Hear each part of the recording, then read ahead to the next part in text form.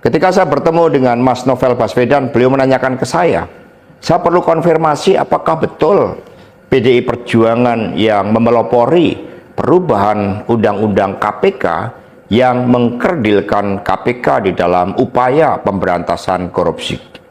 Saya katakan dengan tegas kepada Mas Novel Baswedan saat itu, inilah kalau ada hal-hal yang buruk oleh Presiden Jokowi selalu dilimpahkan kepada PD Perjuangan dan juga Ibu Megawati Soekarno Putri.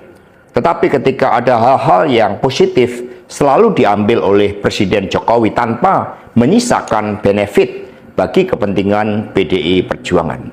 Mengapa saya katakan seperti itu? Revisi Undang-Undang KPK termasuk kabar buruk yang disampaikan bahwa itu adalah ulah PDI Perjuangan. Sebagai Sekretaris Jenderal DPD Perjuangan, saya sampaikan kepada Mas Novel bahwa saya adalah sekjen yang sangat getol menjabarkan perintah Ibu Megawati Soekarno Putri bagaimana PDI Perjuangan memerangi korupsi. Karena itulah tuduhan bahwa revisi Undang-Undang KPK diarsiteki oleh PDI Perjuangan itu sangat salah. Saya ingat ketika saya bertemu dengan Presiden Jokowi di Istana Merdeka menjelang Mas Gibran dan Mas Bobi mau mencalonkan sebagai wali kota Solo dan wali kota Medan. Saya mengatakan kepada Pak Presiden Jokowi sekaligus untuk menguji keseriusan beliau di dalam mencalonkan anak dan menantunya. Pak Presiden, apakah betul Bapak mau mencalonkan Mas Gibran dan Mas Bobi sebagai wali kota? Loh, kenapa Pak Sekjen?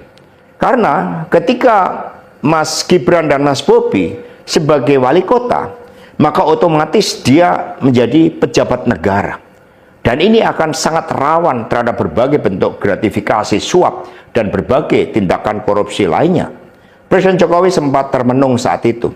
Dan kemudian dari situlah saya merasakan bahwa pertanyaan saya ini sangat mengusik perhatian dari beliau. Karena saya tegaskan bahwa ketika Mas Gibran dan Mas Bobi menjadi wali kota, maka dengan mudah akan terkena operasi tangkap tangan dari KPK dan juga aparat penegak hukum yang lain. Maksud saya bertanya kepada Presiden Jokowi adalah untuk mengingatkan bahwa beliau sudah presiden.